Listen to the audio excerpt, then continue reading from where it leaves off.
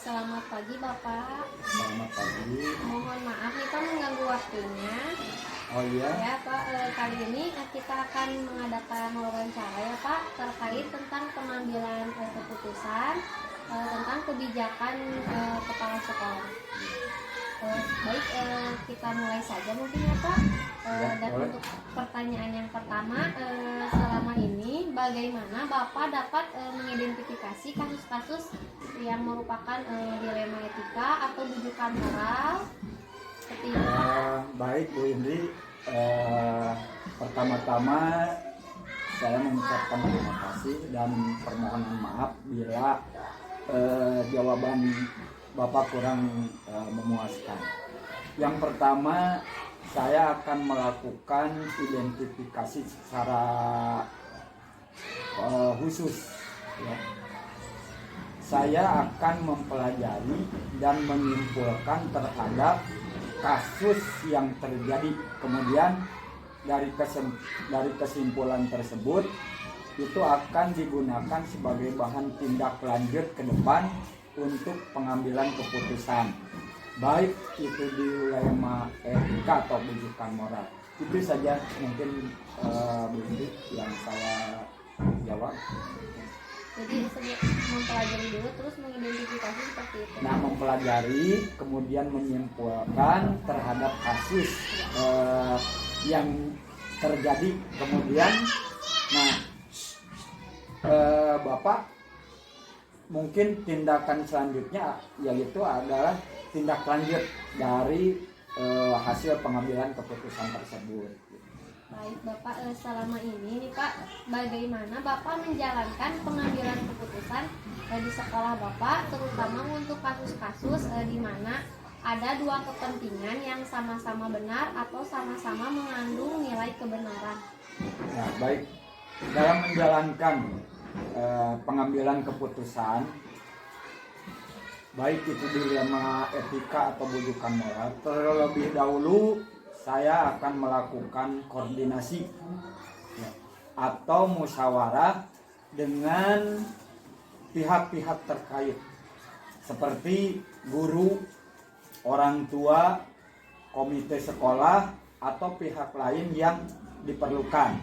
Nah, langkah ini dilakukan tidak hanya untuk masalah-masalah yang serupa, tetapi dilakukan untuk beberapa masalah yang lain, ya, yang memang mendesak untuk segera dilakukan atau pengambilan keputusan itu.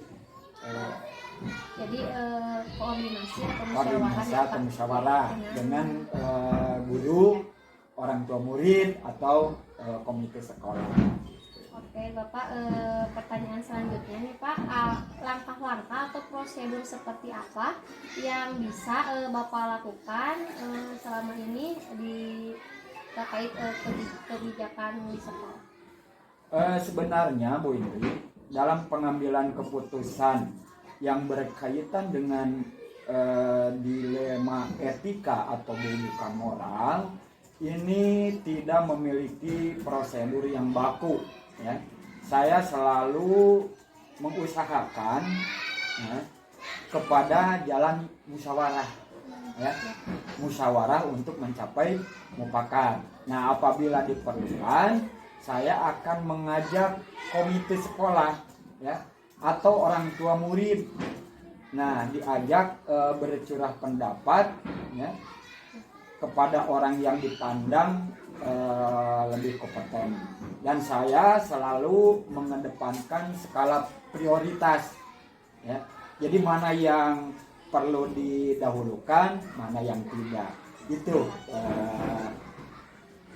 mungkin pengambilan keputusan yang berkaitan dengan dilema etika dan rujukan moral. Ya, jadi lebih ke mengedepankan prioritas mana yang lebih penting gitu ya. Iya, betul Bu. Oke, lanjut ya Pak ke pertanyaan selanjutnya, yaitu hal-hal apa saja yang selama ini Bapak anggap efektif dalam pengambilan keputusan pada kasus-kasus dilema etika? Ya, baik. Ada beberapa hal yang selama ini dianggap efektif dalam pengambilan keputusan, ya, pada kasus dilema etika. Sebagai contoh, Misalnya musyawarah dengan beberapa orang Ya. atau pihak-pihak yang terlibat dalam situasi tersebut. Nah, dalam musyawarah saya mengumpulkan data-data atau fakta-fakta yang relevan, ya, berkaitan dengan masalah. Setelah melakukan pertimbangan yang matang, baru kemudian mengambil keputusan. Tentunya pada saat yang pengambilan keputusan diperlukan, ya, cara berpikir yang jernih, ya, cara berpikir yang jernih agar keputusan yang diambil itu tepat. Nah, cara ini mungkin akan lebih efektif untuk pengambilan keputusan selain masalah tersebut, masalah dilema etika maupun bujukan moral. Gitu. Jadi untuk efektifnya itu lebih ke Musyawarah. ya, Ya. mempertimbangkan serta pengambilan keputusan ya, Ya. Pak. Ya, betul. Pertanyaan selanjutnya, hal-hal apa saja yang selama ini merupakan tantangan Bapak dalam pengambilan keputusan pada kasus-kasus dilema etika? Nah, sejauh ini yang Bapak rasakan itu tantangan yang dihadapi dalam pengambilan keputusan itu ketika berhadapan dengan guru senior atau yang lebih tua dari Bapak, kan gitu ya. Dan belum tentu guru senior itu sepaham gitu ya. Sepaham. Bapak merasa canggung gitu. Untuk mengatasi rasa canggung itu, nah, bukan hal yang paling mudah, Bu Indri ya. Nah, perlu membutuhkan waktu, tenaga dan pikiran untuk mengalahkan rasa canggung itu. Jadi intinya dalam pengambilan keputusan itu yang pertama menghadapi guru-guru yang senior. Ya, jadi berhadapan dengan guru senior harus lebih ini apa? Iya, lebih membutuhkan pikiran, gitu lah, tenaga pikiran dan perasaan untuk mengatasi rasa canggung. Pertanyaan terakhir nih Bapak, apakah Bapak memiliki sebuah tata cara atau jadwal tertentu dalam sebuah penyelesaian kasus dilema etika, atau apakah langsung menyelesaikan di tempat atau memiliki sebuah jadwal untuk menyelesaikan, bentuk atau prosedurnya seperti apa yang akan Bapak jalankan? Nah, baik, sebenarnya saya tidak memiliki sebuah tata cara atau jadwal, ya, jadwal tertentu dalam menyelesaikan suatu kasus, ya. Lebih kepada menyesuaikan masalah yang ada. Nah, apabila ada masalah, maka harus segera diselesaikan dan saya akan langsung menyelesaikannya pada waktu dan tempat pada hari itu, gitu. Jadi harus diselesaikan pada hari itu. Tetapi saya menjumpai masalah yang proses penyelesaiannya itu membutuhkan musyawarah dengan yang lain, ya, seperti guru, teman sejawat gitu ya, dengan komite sekolah, gitu. Seperti kasus-kasus yang menimpa pada SD Bapak misalnya, pada waktu itu ada ya, permasalahan yang harus segera diselesaikan, perlu adanya musyawarah terlebih dahulu. Nah, itu saja Bapak. Ini Pak, ya Bapak, baik, terima kasih dari semua yang tadi telah Bapak sampaikan. Adakah pembelajaran yang dapat Bapak ambil dari cara-cara Bapak menyelesaikan permasalahan yang ada terkait pengambilan keputusan di lembaga Bapak? Ya, baik. Salah satu pembelajaran bagi saya sebagai kepala sekolah dalam pengambilan keputusan itu Yang pertama adalah sabar, ya, sabar, ya. Kemudian setiap pengambilan keputusan itu penting untuk dilakukan musyawarah, baik dalam lingkup yang kecil maupun dalam lingkup yang lebih luas. Nah, itu saja pembelajaran yang diambil yang berharga ya bagi saya. Baik, jadi kesimpulannya adalah terkait pengambilan keputusan ini kita harus lebih sabar dan melakukan musyawarah ya Pak. Ya, itu. Baik. Terima kasih Bapak atas waktunya. Ya, sama-sama. Serta terima kasih karena Bapak telah mendukung saya dalam program CGP Angkatan 9 ini Bapak. Sama-sama Bu Indri, semoga Bu Indri sukses, lancar ya. Assalamualaikum warahmatullahi wabarakatuh. Waalaikumsalam warahmatullahi wabarakatuh.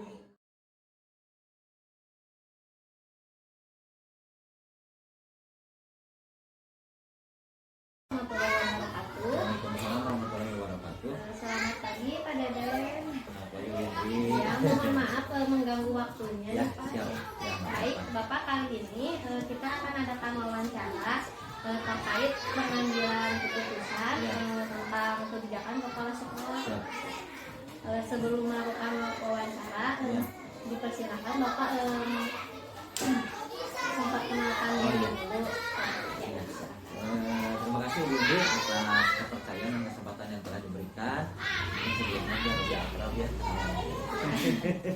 Perkenalkan, nama saya Deden Deni Ahmad Gautama.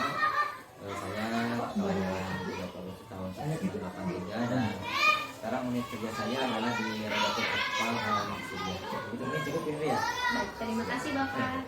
Yang Pak kita mulai saja Pak wawancaranya.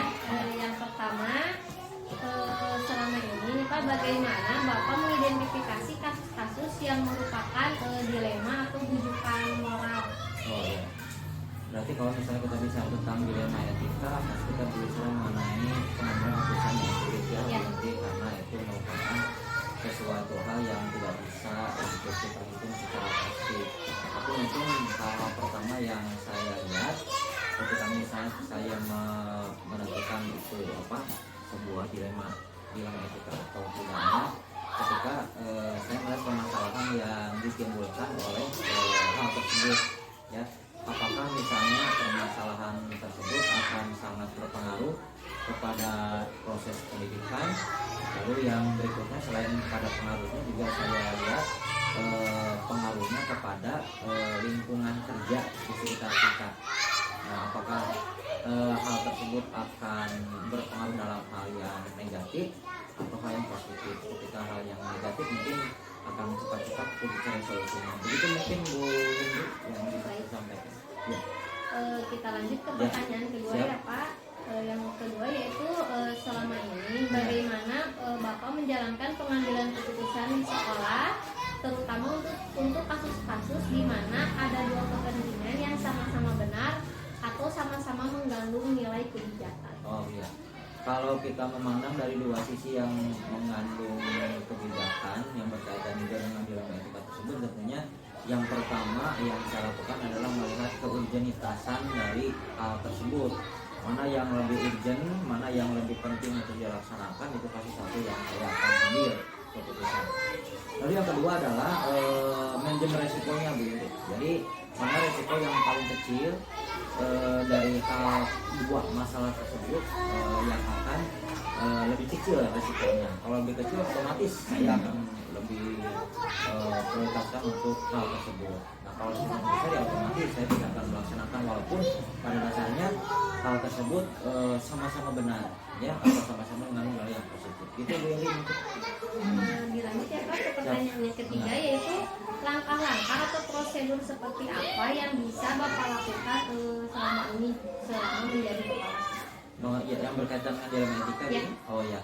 Oh yang pertama tentu saja saya akan melihat yang pertama adalah sebesar kecil apa gitu ya permasalahan yang ditimbulkan oleh pengambilan keputusan dilema etika tersebut.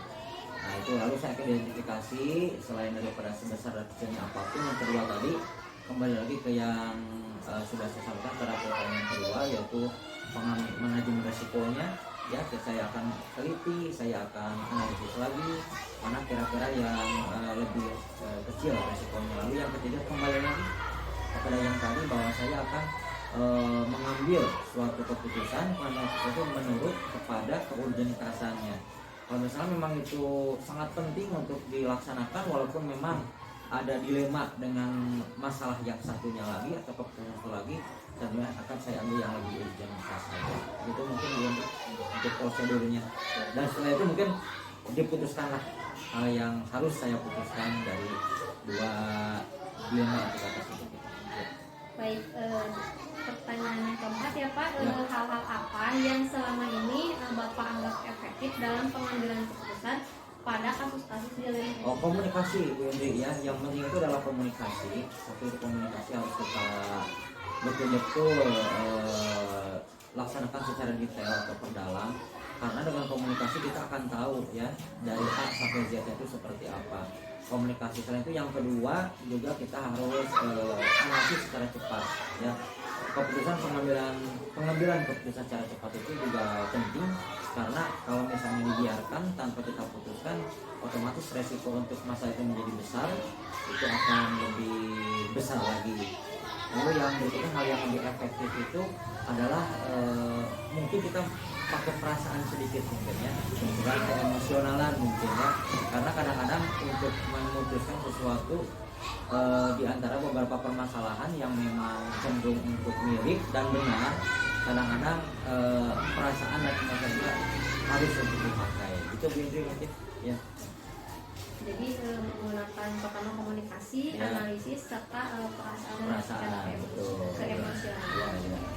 Baik Bapak, kita lanjutkan nih, apa saja yang selama ini merupakan tantangan dalam pengambilan keputusan pada kasus dilema etika yang pernah Bapak hadapi? Kalau tantangannya sudah pasti adalah peran kepentingan, karena hal tersebut ketika jadi dilema etika itu semuanya cenderung untuk benar gitu ya, semuanya cenderung untuk benar. Nah, tantangannya adalah bagaimana kita untuk mengorbankan satu keputusan demi keputusan yang lain, itu pasti satu. Yang kedua adalah tantangannya apakah hati nurani kita itu menyetujui atau tidak ya, serg atau tidak mungkin gitu. Walaupun misalnya memang masalah itu kelihatan dua-duanya itu mengandung suatu kebenaran, tetap saja ya, karena mungkin yang satu ini benar lalu kita harus mengambil yang ini. Ada perasaan secara kita lahir manusiawi gitu ya, biologis kita suka kadang-kadang memang agak tergelitik juga gitu. Lalu yang berikutnya tantangannya adalah mungkin konflik kepentingan ya, konflik kepentingan. Jadi kadang-kadang kan yang masalah itu berarti berkaitan dengan individu yang lain ya. Misalnya ada berapa orang yang berkaitan dengan masalah tersebut. Nah, otomatis ketika kita mengambil suatu keputusan di mana mengorbankan beberapa orang di keputusan yang lain, itu merupakan suatu tantangan ya, dan tentunya mungkin resikonya nih kita harus bisa terima, bisa nggak kita terima resikonya, atau misalnya kadang-kadang keputusan kita diambil misalnya salah atau kurang tepat, atau ternyata mungkin keputusan masalah yang itu ternyata yang lebih bagus untuk kita ambil sebetulnya keputusan. Karena mungkin itu aja Bu tantangannya. Baik Bapak, pertanyaan selanjutnya ini Pak, apakah Bapak memiliki sebuah jadwal atau tata-cara tertentu dalam sebuah penyelesaian kasus dilema etika, misalkan atau misalkan menyelesaikan waktu di tempat seperti itu Pak dalam pengambilan? Ya, mungkin arahnya ke program Bu Indri ya, kalau seperti itu. Mungkin program secara tertentu untuk penyelesaian masalah tidak ada, karena mungkin yang namanya permasalahan yang dalam tanda kutip perhubungan yang dilema itu kadang-kadang timbul secara mendadak ya, atau timbul secara spontanitas. Yang penting adalah yang saya lakukan untuk dalam artian mengatasi masalah tersebut bukan programnya, tapi bukan program pasti kapannya, tapi program pembinaannya gitu. Jadi maksudnya saya selalu memberikan pembinaan kepada guru-guru tentang permasalahan dilema etika ini. Ketika misalnya si guru tersebut dihadapkan pada suatu permasalahan yang dua dua-duanya cenderung positif benar, mana yang harus kita ambil? Nah, saya lakukan bagaimana caranya seperti tadi. Kamu perhitungan manajemen risikonya, kamu perhatikan juga keurgensitasnya, kamu perhatikan situasi dan kondisinya seperti apa, dan kamu perhatikan juga ya secara penyelesaian masalah akan lebih baik atau lebih enak yang mana untuk diambil keputusan. Itu mungkin Bu. Ya. Baik Bapak, dari semua yang tadi Bapak sampaikan, apakah pembelajaran yang dapat Bapak ambil dari cara-cara Bapak menyelesaikan permasalahan yang ada terkait pengambilan keputusan di lembaga Bapak? Ya, terkait dengan keputusan atau pengambilan keputusan yang dilaksanakan oleh saya di lembaga, mungkin gini ya, saya punya satu pembelajaran atau yang paling utama itu adalah experience sebagai teacher ya. Pengalaman adalah guru yang paling berharga dalam artian untuk masalah-masalah dalam hal berkaitan di lembaga etika itu perlu beberapa hal yang memang sangat kita kuasai. Yang pertama adalah analisis yang tajam. Saya sumber tajam analisis saya. Yang kedua adalah intuisi, mungkinnya intuisi dalam artian feeling saya harus dilatih lagi gitu ya. Harus selalu terlatih untuk memutuskan permasalahan tersebut, kebijakan tersebut. Tapi yang berikutnya adalah mungkin keemosionalitasan gitu ya. Dalam artian saya bisa nggak untuk mengesampingkan hal-hal positif yang satu untuk hal-hal positif yang lain. Dan mungkin untuk yang terakhir adalah pembelajaran yang dapat saya ambil adalah dengan banyaknya pengalaman-pengalaman yang saya alami, mudah-mudahan ketika ada permasalahan seperti itu maka saya akan lebih cepat lagi untuk menyelesaikan dan pastinya akan lebih baik lagi untuk perkembangan lembaga pendidikan yang terpimpin. Jadi mungkin Bu ini Jadi kesimpulannya yaitu pengalaman berharga ya Pak Ya. dalam pengambilan keputusan. Selain itu analisis, intuisi, feeling, juga keemosionalan, Ya. emosionalan untuk mengesampingkan Betul. kepentingan. Betul. Dan satu lagi keberanian dalam manajemen resiko. Ya. Ya, terima kasih Ya. ya Bapak atas waktunya. Itu warahmatullahi wabarakatuh. Waalaikumsalam.